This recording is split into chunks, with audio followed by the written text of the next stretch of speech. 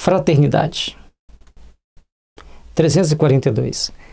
A resposta de Jesus aos seus discípulos, quem é minha mãe, quem são meus irmãos, é um incitamento à edificação da fraternidade universal? O Senhor referia-se à precariedade dos laços de sangue, estabelecendo a fórmula do amor, a qual não deve estar circunscrita ao ambiente particular, mas ligada ao ambiente universal, em cujas estradas deveremos observar e ajudar fraternalmente a todos os necessitados, desde os aparentemente mais felizes aos mais desvalidos da sorte. Portanto, ali deixa Jesus a lição imortal de que todos nós somos irmãos, todos nós estamos ligados entre nós fraternalmente e devemos então buscar esse sentimento, desenvolver esse sentimento, aprimorar esse sentimento para alcançarmos a plenitude do nosso ser, ao estarmos sempre unidos, juntos, pela nossa irmandade, pela nossa confraternização e principalmente sermos fraternos. Que ser fraterno significa ter compaixão, ajudar, ser solidário, ser caridoso, um conjunto de qualidades transcendentes que nós devemos desenvolver.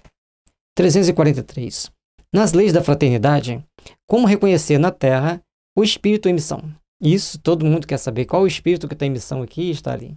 Precisamos considerar que o espírito em missão experimenta igualmente as suas provas no trabalho a realizar, com a diferença de permanecer menos acessível ao efeito dos sofrimentos humanos, pela condição de superioridade espiritual.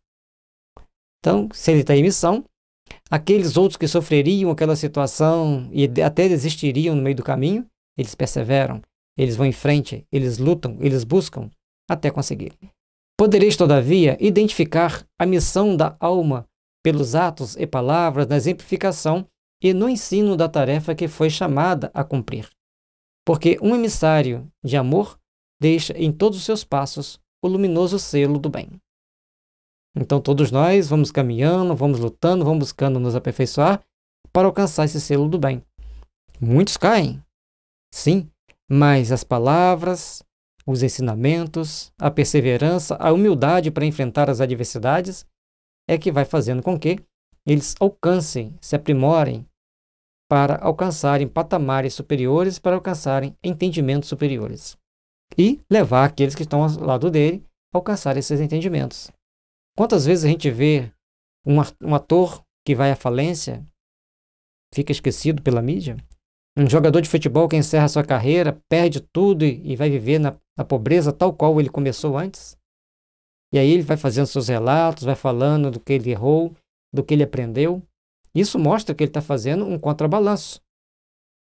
Ele está se aperfeiçoando, ele está se melhorando. Era a missão dele. Talvez fazer uma coisa muito boa, não soube gerenciar, não soube fazer, perdeu. E agora passa pela prova novamente, lá de começar tudo do zero, ter uma vida simples novamente, para tentar alcançar a plenitude de sua vida como espírito imortal. 344. O amor ao próximo deve ser levado até mesmo à sujeição às ousadias e brutalidades das criaturas menos educadas na lição evangélica, sendo que o ofendido deve tolerá-lo humildemente, sem o direito de esclarecê-las relativamente aos seus erros? Como esse amar ao próximo? O amor ao próximo inclui o esclarecimento fraterno a todo o tempo em que se faça útil e necessário. A sujeição passiva ao atrevimento ou à grosseria pode dilatar os processos da força e da agressividade. Mas, ao receber as suas manifestações, saiba o crente pulverizá-las com o máximo de serenidade e bom senso, a fim de que sejam exterminadas em sua fonte de origem, sem possibilidade de renovação. Então tem que saber agir, tem que saber pulverizar para que aquela agressividade retroaja, para que aquela agressividade pare de agir da forma que está agindo, pare de tomar aquelas atitudes e as pessoas comecem, então, a ter que tomar posturas mais moderadas, posturas mais equilibradas frente àquilo que se precisa fazer, frente àquilo que se precisa realizar. Então, todos nós temos as nossas dificuldades. Podemos ser grosseiros em um dado momento, mas temos que buscar o ponto de equilíbrio, buscar o ponto central do nosso processo de reequilibrar as energias para fazermos vivenciar o Evangelho. E se alguém perde conosco, tenhamos a paciência de buscar equilibrar as energias daquela pessoa com serenidade, em paz, para nos fazermos melhores, para buscarmos o nosso processo de edificação íntima e crescermos espiritualmente. Esclarecer é também amar. Toda a questão reside em bem sabermos explicar sem expressões de personalismo prejudicial, ainda que com a maior contribuição de energia para que o erro ou o desvio do bem não prevaleça. Então, tudo tem que saber explicar. E se a gente abandonar o personalismo prejudicial, a gente vai buscando os pontos de equilíbrio, vai buscando os pontos de moderação para alcançarmos a paz que precisamos. Porque tem pessoas que, se não tiver alguém que toma a iniciativa de buscar um processo de moderação, ela vai caminhando até encontrar ações e processos bem complicados, bem nocivos à sua vida, às suas ações e às suas atitudes.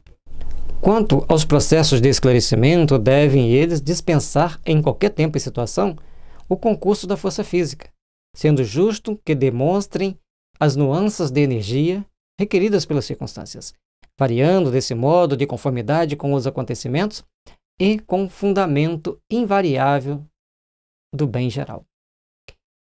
Lendo aqui, eu fico pensando quantas informações tem na doutrina espírita para acalentar nossos corações.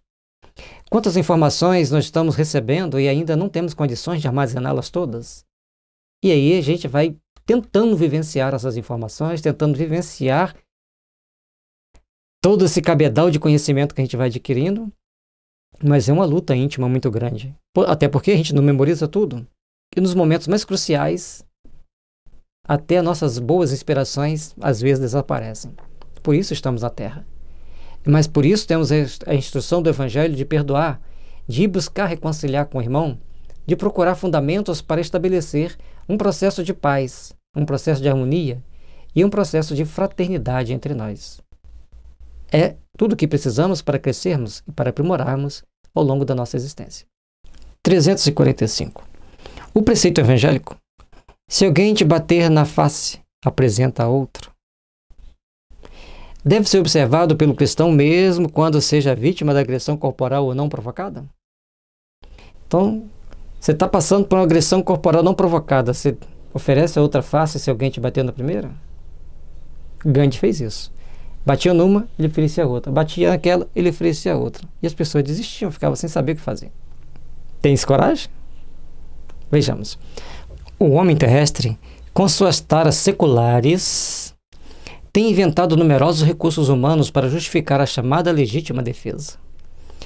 Mas a realidade é que toda defesa da criatura está em Deus.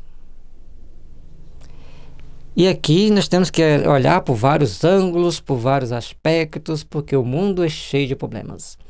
Mas nós temos que lembrar que, acima de tudo, a nossa melhor defesa está em Deus. Porque se não estivermos com Deus e não tivermos quites com nossos karmas, nós vamos passar por certas necessidades, por certas situações, por certas complicações. Somos de parecer que, agindo o homem com a chave da fraternidade cristã, pode-se extinguir o fermento da agressão com a luz do bem e da serenidade moral. Então, muitas das vezes, essa agressão pode ser resolvida com a serenidade do bem, com a fraternidade cristã e principalmente com a serenidade moral. Então, tem muitas situações que devem ser observadas, tem muitas situações que nós devemos olhar, que logicamente existe o serviço de polícia, existe o serviço jurídico para resolver problemas graves. Mas enquanto nós pudermos resolver de forma cristã e de forma dentro da nossa serenidade moral, nós devemos buscar resolver. Lembrando que o Emmanuel fala que mesmo perante o tribunal de júri, o espírita tem que absorver o criminoso, qualquer que seja o crime.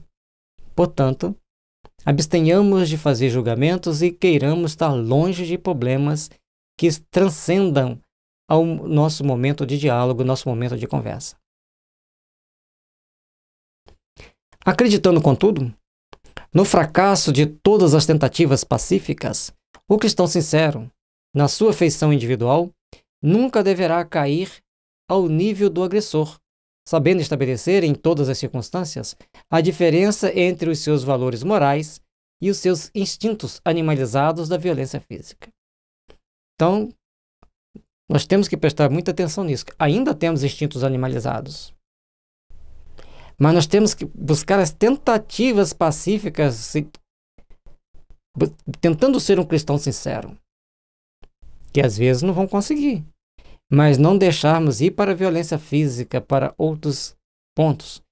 Diante da situação, diante do momento difícil, daquele momento de tensão, busquemos a serenidade, busquemos nos serenizar, nos harmonizar, para alcançarmos a verdadeira paz que deve estar presente em nossos corações, que nem sempre é muito fácil. 346. Nas lutas da vida, como levar a fraternidade evangélica àqueles que mais estimamos, se por vezes nosso esforço pode ser mal interpretado, conduzindo-nos a situações mais penosas. Então, nas nossas lutas de cada dia, nas nossas lutas, nas nossas ações de cada dia, manter a fraternidade evangélica nas situações mais penosas, que às vezes tudo vai caminhando e às vezes o esforço pode até ser mal interpretado. E a gente tem que penosamente tentar vivenciar a fraternidade evangélica. Como devemos agir nessa situação? De conformidade com os desígnios evangélicos, compete-nos esclarecer os nossos semelhantes com amor fraternais. Em todas as circunstâncias desagradáveis da existência, como desejaríamos ser assistidos, irmanamente, em situações idênticas, dos que se encontram sem tranquilidade. Mas se o atrito dos instintos animalizados prevalece naqueles a quem mais desejamos serenidade e paz, convém deixar-lhes as energias depois de nossos esforços supremos em trabalho de purificação na violência que escolheram, até que possam experimentar a serenidade mental imprescindível para se beneficiarem com as manifestações afetuosas do amor e da verdade. E aqui tem muitas informações. A sabedoria do Emmanuel e de toda a equipe que trabalhava com o Chico, porque não tem jeito de ser só uma equipe, para produzir tamanha sabedoria. Nós temos que agradecer muito ao Chico e ao Emmanuel por ter nos trazido tanta beleza, tanto esplendor. Ainda tem gente que critique. Direito de cada um, né? Mas arque com as consequências. Então nós temos que procurar entender que diante dessa situação, buscar essa serenidade imprescindível de ambas as partes. No mundo em que vivemos, às vezes é difícil. Então, muitas das vezes nós temos que deixar de lado, deixar aquela pessoa seguir seu caminho, deixar que ela vá por onde ela quer ir, até que um dado momento ela volte para si mesma e interiorize valores, interiorize sentimentos para encontrar o princípio da redenção, o princípio do crescimento. Todos nós, então, temos que trabalhar intimamente para fazer valer esse sentimento de amor, fazer valer esse sentimento de caridade, para alcançarmos a plenitude e a felicidade. 347. A Terra é escola de fraternidade ou penitenciária de regeneração? Ou ambas? Vejamos o que Emmanuel traz para nós. A Terra deve ser considerada escola de fraternidade para o aperfeiçoamento e regeneração dos espíritos encarnados. Então, ambas as situações, é uma escola de aperfeiçoamento e um processo de regeneração desses espíritos. Então, não é só uma penitenciária, não é só uma escola. E ele já tira a penitenciária, porque já estamos com o Evangelho de Jesus, já estamos entendendo algo mais, já estamos buscando transcender algo mais. As almas que aí se encontram em tarefas purificadoras, muitas vezes, colimam o resgate de dívidas assaz penosas. Daí o motivo de a maioria encontrar sabor amargo nos trabalhos do mundo, que se lhes afigura rude penitenciária, cheia de gemidos e aflições. quem está aqui em obra purificadora, vamos deparar com resgate assaz penoso muitas das vezes. Mas o trabalho é purificador. Então, cada um vai superando as suas adversidades, superando as suas dificuldades. E motivo desse sabor amargo nos trabalhos do mundo mostra que ainda temos uma penitenciária meio rude, cheia de gemidos e aflições. Então, ele conseguiu fazer aqui, mostrando para a gente que quem está no processo purificador passa por situações penosas. E por isso que muitos de nós achamos que tudo que passamos aqui é amargo e penoso, como se fosse uma penitenciária cheia de gemidos e aflições. Faz-se necessário, então, começarmos a procurar nos aprimorar e nos aperfeiçoar. A verdade incontestável é que os aspectos divinos da natureza serão sempre magníficos e luminosos. Porém, cada espírito nos verá pelo prisma do seu coração. Mas na dor como na alegria, no trabalho feliz como na experiência escabrosa, todas as criaturas deverão considerar a reencarnação um processo de sublime aprendizado fraternal, concedido por Deus aos seus filhos no caminho do progresso e da redenção. Tem que ser muito espírita para vivenciar isso aqui, né? Então nós temos a verdade que os divinos processos da natureza, sempre magníficos e luminosos, vão nos colocando cada espírito no prisma do seu coração. Então, aquele que está passando por um momento de grande privação, um momento de grande dificuldade, no meio de grandes turbulências e violências, tem um processo kármico para ele estar ali. Por outro lado, aquele que está dentro do outro aspecto, do outro prisma, onde ele aparentemente está vivendo com segurança e felicidade, tem um momento, uma lógica para ele estar ali. E dentro desse somatório todos, cada um vai tendo a sua responsabilidade, fazer o trabalho feliz de quem está bem e triste de quem está na condição escabrosa, mas que procuremos equilibrar as nossas forças para o aprendizado fraternal de todos nós, porque Deus concede a cada um de nós o caminho do progresso e da redenção. Olha que maravilha. Mas fazer com que todos entendam isso é uma grande dificuldade. Até mesmo entre os espíritas existe essa dificuldade. Como seria importante o estudo do O Consolador por Todos. 348. Onde a causa da indiferença dos homens pela fraternidade sincera, observando-se que há geralmente em todos os grandes entusiasmos pela hegemonia material de seus grupos, suas cidades, clubes e agremiações, onde se verifique a evidência pessoal. Onde está a grande dificuldade pela essa fraternidade sincera? É que as criaturas, de um modo geral, ainda têm muito da tribo, encontrando-se encarcerados nos instintos propriamente humanos, na luta das posições e das aquisições, dentro de um egoísmo quase feroz, como se guardassem consigo indefinidamente as heranças da vida animal. Bom, cada tribo tem suas regras, né? Aqui são as tribos provavelmente europeias, que deviam disputar ferrenhamente as lideranças. Entre os ameríndios, pelo menos, pelo que a gente vê, era um processo mais ou menos hereditário. Tinha a parte do pajé, tem a parte do cacique, pelo menos o que eu entendo. Mas essa agressividade de assumir a liderança e tirar o proveito próprio, lá nos primórdios dos tempos, agimos assim. Conforme a gente vê os leões tentando assumir um harém pela luta física, e assim outros animais selvagens, no início, também pela liderança das tribos agiam-se pelo mais forte. Até que mais tarde pelo mais astuto, depois pelo mais inteligente, mas o mais inteligente precisava de forças para mantê-lo. E assim foram criando técnicas de dominação, e prevalecem até hoje. Vejamos. Todavia, é preciso recordar que, após a eclosão desses entusiasmos, há sempre o gosto amargo da inutilidade no íntimo dos espíritos, desiludidos da precária hegemonia do mundo. Instante esse em que a alma experimenta a dilação de suas tendências profundas para o mais alto. Nessa hora, a fraternidade conquista uma nova expressão no íntimo da criatura, a fim de que o espírito possa alçar o grande voo para os mais gloriosos destinos.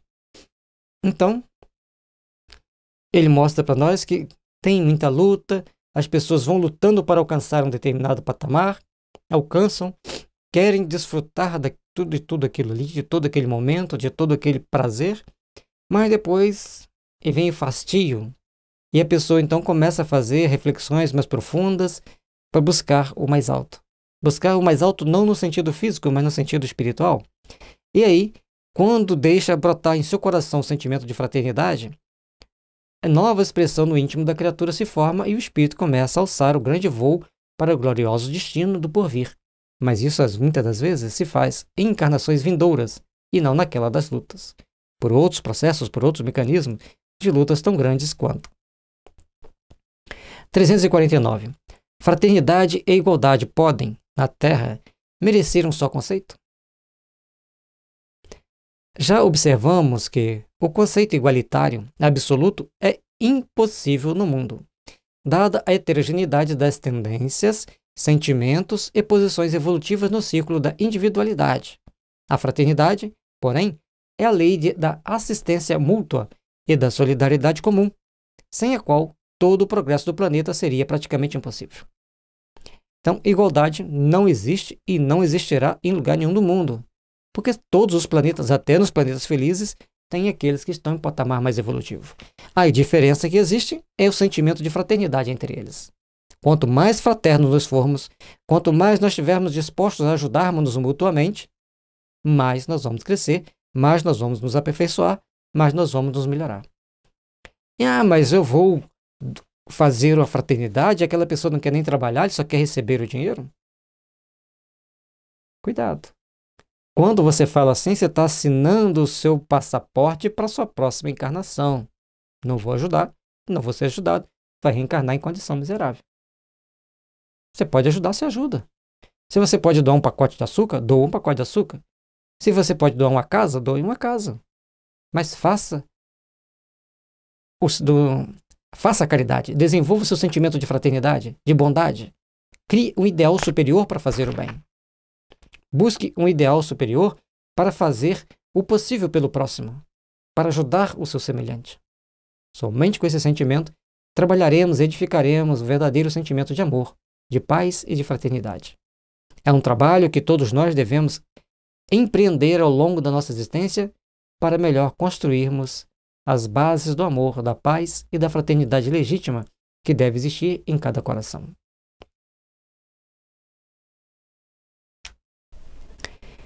Pode a fraternidade manifestar-se sem a abnegação? Fraternidade pode traduzir-se por cooperação sincera e legítima em todos os trabalhos da vida, em toda a cooperação verdadeira.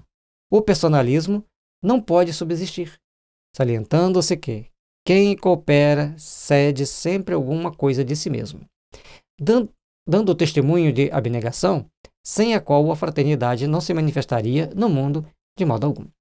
Então, quando a gente faz a fraternidade, tem sempre um pouco de abnegação.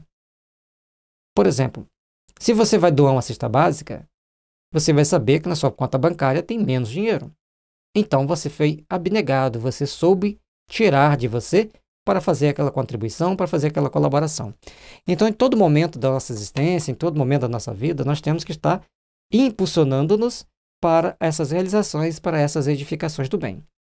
Trabalhemos, pois, para que sejamos competentes o suficiente para fazermos o bem, para edificarmos o bem, para construirmos um mundo melhor para cada um de nós.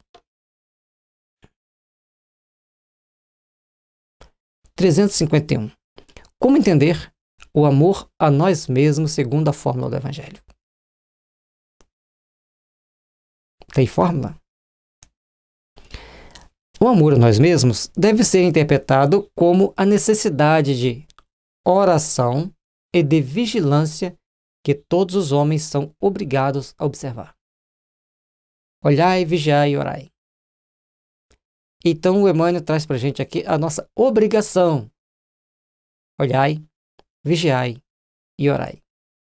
Se nós não soubermos fazer isso, nós estaremos nos complicando, estaremos colocando dificuldades no nosso processo evolutivo, estaremos colocando dificuldade no nosso processo de readaptação no mundo, Porque se a gente toma tudo ao pé da letra, se a gente quer seguir um caminho que a gente acha que é certo, sem as devidas reflexões, perdemos a oportunidade de fazermos o bem e de vivenciarmos o bem. Trabalhemos, pois, pela edificação do bem, pela edificação do amor, pela edificação da verdadeira fraternidade, do verdadeiro sentimento de amor fraterno que deve existir em nós. Amar a nós mesmos não será a vulgarização de uma nova teoria de autoadoração. Para nós outros, a egolatria já teve o seu fim, porque o nosso problema é de iluminação íntima na marcha para Deus.